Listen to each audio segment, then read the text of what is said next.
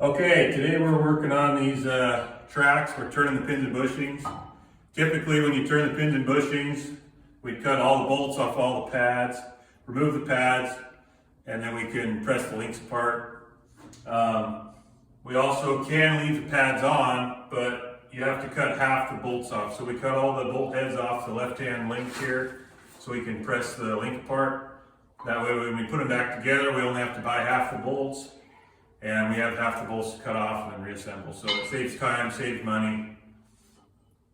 And so we typically just cut the heads off all the bolts because, as you can see here, these bolt heads are just rounded off. You can't get a socket on them.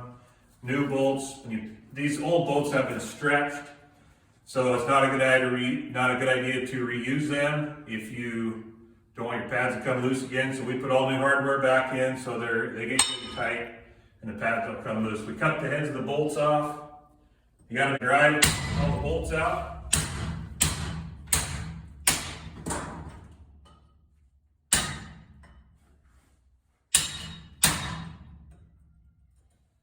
Okay, so now we have all the bolts, half the bolts out of all the pads. We got the tooling on the track press for pushing the links apart. We can start pressing them apart, and then we put all the piles of parts back here, and then we'll turn the pins and bushings and press them all back together.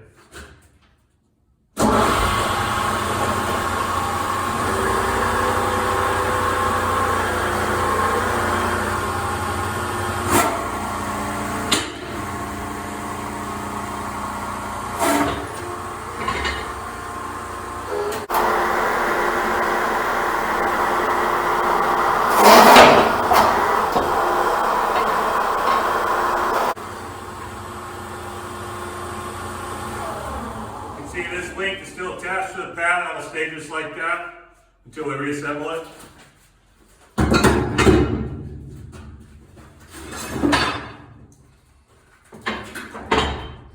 And this link came apart. It's the ones we cut the bolts out of. We'll just turn this over and press the pin and bushing out of it.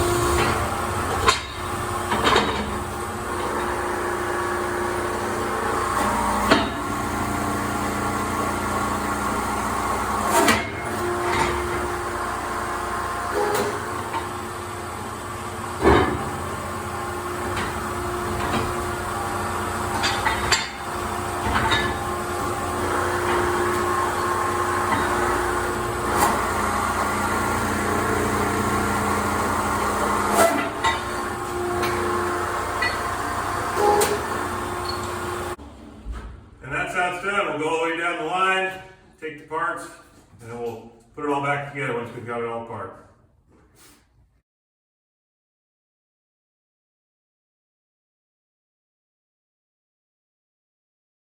These are salt rails, and we're doing what we call a grease turn, where they're worn out enough where all the oil is going out of the links.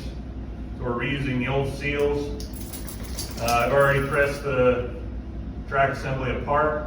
We're turning the pins and bushings, and we'll put a little bit of grease on the pin before we put it back together so it has some lubrication in there.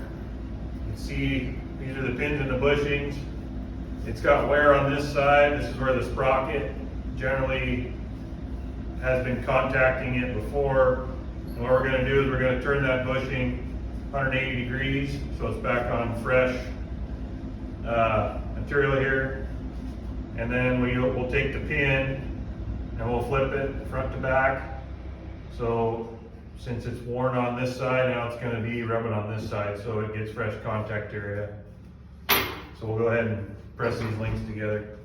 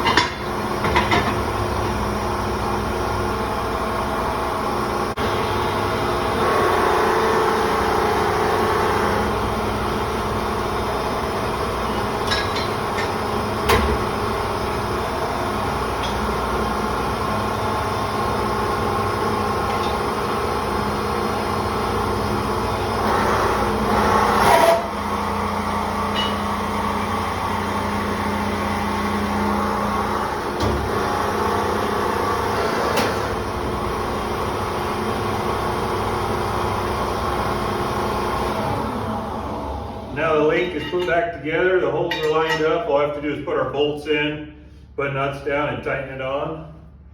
And it's ready to go, and we'll continue to do this down the whole length and until all the pins and bushings are turned and it's ready to go back on the machine.